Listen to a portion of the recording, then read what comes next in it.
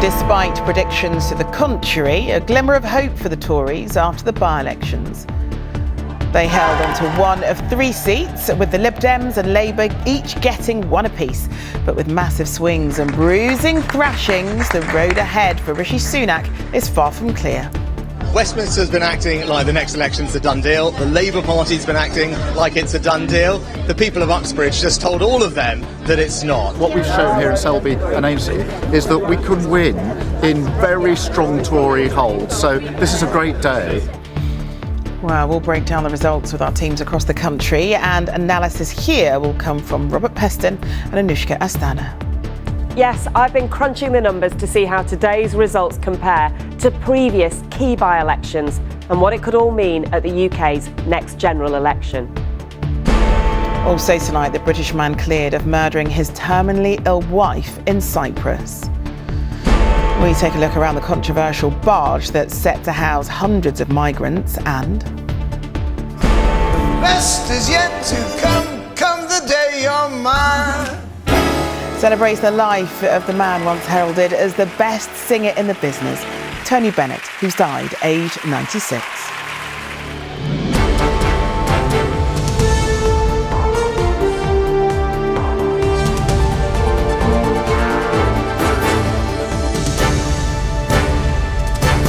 This is the ITV Evening News with Charlene White. Good evening. Labour leader Sir Keir Starmer has hailed his party's historic victory in the Selby and Ainsty by-election as a cry for change. Labour overturned a huge 20,000 majority to beat the Conservatives and pile the pressure on the Prime Minister and his government. The Lib Dems secured a similar landmark victory over the Tories in the seat of Somerton and Frome in Somerset. But thankfully for the Conservatives, there was a glimmer of hope. They managed to hang on to Boris Johnson's old constituency of Uxbridge and Ruislip by fewer than 500 votes. Well, tonight we'll be live in Uxbridge and Frome, but first, here's our political correspondent Harry Horton on a bruising night for the Tories in Selby and Ainsty. OK, to our Deputy Political Editor Anushka Astana, who's joined us in the studio. Anushka, what do these results tell us if there's a repeat at the general election? Well, in all 3 of these seats, there was a swing away from the Conservatives. Yes, holding Uxbridge is a silver lining for the Prime Minister and shows the power of a single issue.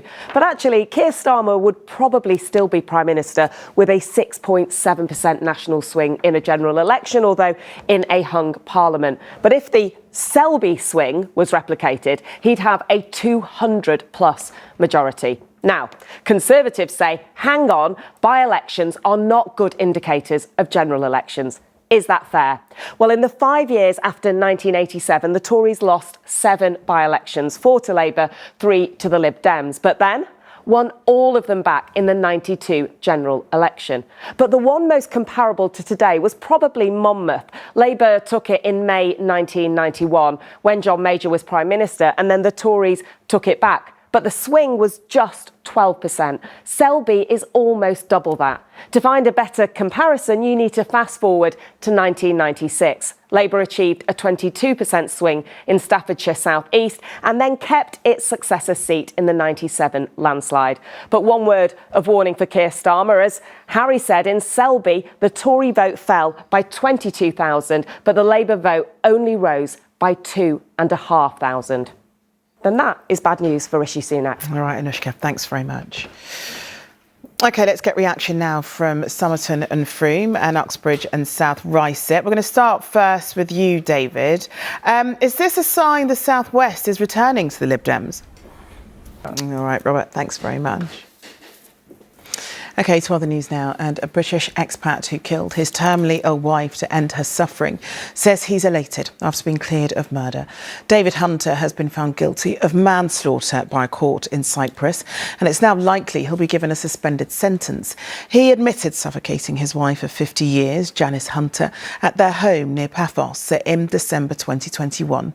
He said she'd been in intense pain for months with cancer and repeatedly begged him to end her life. From Paphos, Katie Cole sent this report. OK, Katie, thanks very much. Still to come on the ITV Evening News tonight. The government forced to deny it's a floating prison. We go inside this barge, soon to house 500 migrants. Also, how demand for a weight loss drug is causing problems for patients with diabetes. And looking back at the life of Tony Bennett. We'll hear some of his most popular hits after the break.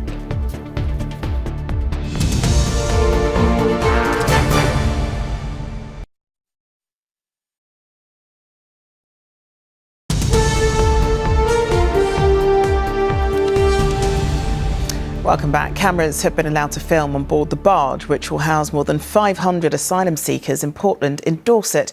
The Bibby Stockholm arrived at the port early this week and is now ready to house people.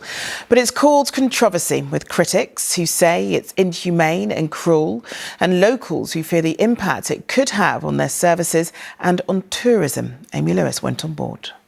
There's growing concern about the shortage of a weight loss drug which is designed to help patients with type 2 diabetes. It helps manage blood glucose levels, but it's also being used by people without diabetes as a slimming aid. The government's now demanded private clinics stop prescribing the drug as it's risking lives. Well, Sejal Karia has joined us. Sej, how bad are these shortages? They're actually pretty... OK, Sejal, thank you. The velvet voice and extraordinary versatility of Tony Bennett has been remembered today following his death at the age of 96. The star was best known for I Left My Heart in San Francisco and could perform everything from pop to jazz and big band music. His long career earned him legions of fans, including many famous names within the industry. Our correspondent Robert Moore looks back at his life in song. Such a beautiful talent. Right, it's just coming up to 7 o'clock. Emmerdale's here in half an hour, but first. It is a worry, it's on your mind all the time.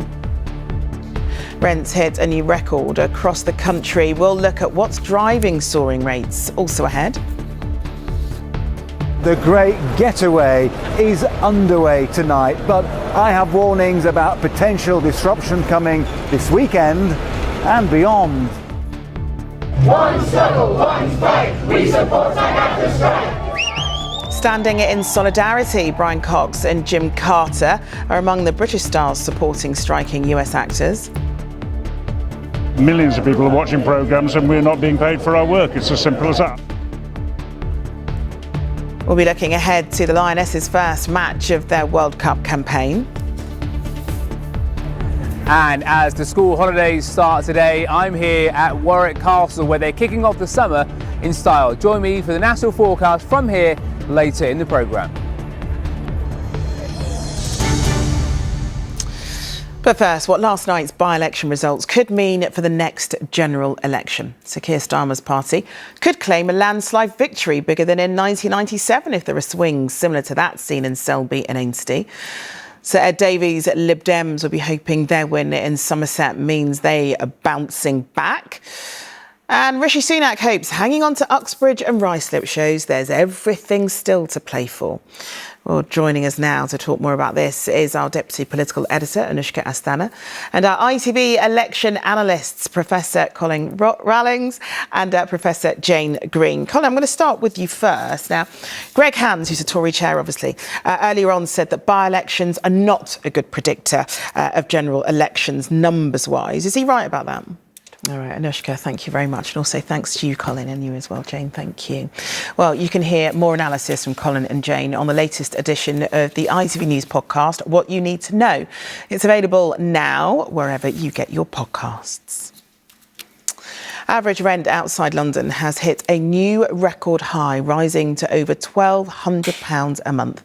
3 years ago, it was £300 less. The average for new tenants in London is now more than £2,500 per month. Property group Rightmove said rents are rising at a rapid pace, with demand far outstripping supply. Here's our Midlands correspondent, Ben Chapman. Well, our business editor, Joel Hills, has joined us for more on this. So, Joel, can you talk us through what's causing this rent spike and if it's likely to get any worse? Well, one of the reasons. OK, Joel, thanks very much. For many schools across England today was the end of term, signalling the start of the great summer getaway. And once again, there are warnings of delays on roads, railways and ferry ports. There have also been many cancellations of summer flights. Here's our consumer editor, Chris Troy, on what you can expect. Succession star Brian Cox was one of several top British actors at a rally today showing solidarity with their striking counterparts in Hollywood. There, members of the Screen Actors Guild have walked out in a row over dwindling pay and the use of artificial intelligence. The British Actors Union Equity says its own deals with studios are about to be renegotiated, that its members will demand fair treatment as well. Here's our entertainment reporter, Rishi Davda. Still to come before the end of the programme, we'll be joining Alex with the weather. Yes, it's the start of the school holidays and it's rain at home and more heat on the continent. Join me for all the details coming up from Warwick Castle in just a moment. Football's coming up! The latest from Australia, where it's game on for England ahead of their World Cup opener tomorrow. Millie Bright says they're raring to go. And speaking of lionesses, actually, remember that big cat we told you about yesterday, said to be on the loose near Berlin? Well, we've got an important update for you. The search has been called off, but why? We'll tell you after this short break.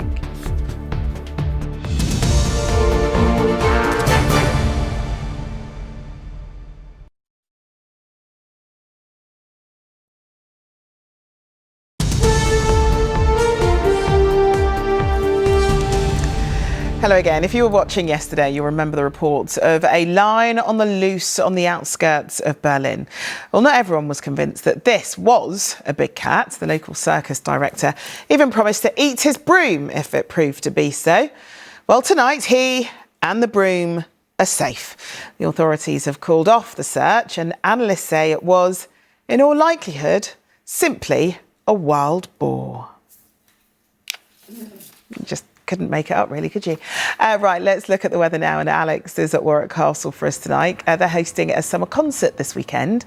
It's the start of the school holidays, Alex. So what's in store? Well, Charlene, how typical, the start of the school holidays, and it looks like the weather is going downhill. But you will be forgiven for the optimistic side. But I'm sure your optimism will fade as we head through the course of this weekend, because as we were talking about yesterday on the programme, we are expecting a fairly extensive band of rain to sweep across most parts of the British Isles. In fact, it's possible that some isolated spots could see around a month's worth of rainfall by the end of this weekend. But we can only hope that summer makes a bit of a return as we head through the course of the next few weeks. But one place they are hoping for a good summer is Warwick Castle. This is where I am this evening. They are in the middle of their open air concerts. At the moment, they've got Rag and Bowman performing to a sellout crowd on the other side of the castle walls. We had to move slightly further away because he is actually rather loud and he's got a brilliant, strong voice, as you know.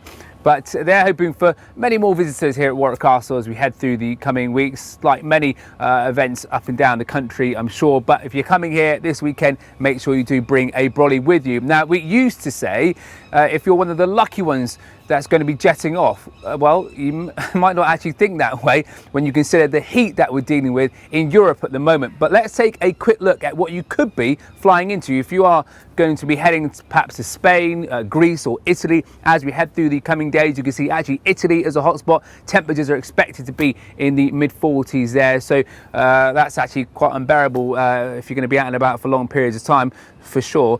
Is it going to be changing here over the next couple of days? Well, let's take a look at those details right now. First thing today will be lovely and warm, and by breakfast time, it could be on the sunny side.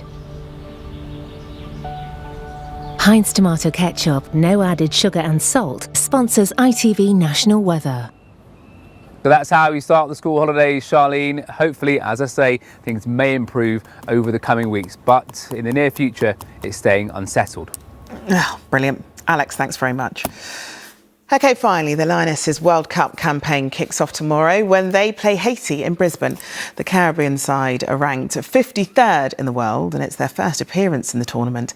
England will take them seriously, though, and the Lionesses have been buoyed by news that captain Millie Bright is fit to start. And they'll be cheered on by thousands of fans in Australia and many more back home. Here's our sports editor, Steve Scott. And you can see that match live here on ITV1 and ITVX. Coverage starts at 9:40 tomorrow morning with kick-off at 10:30. And we wish the Lionesses the best of luck. But that's it from us for now. Raggy's here with news at 10, but for me and the rest of the evening news team, goodbye and have a wonderful weekend.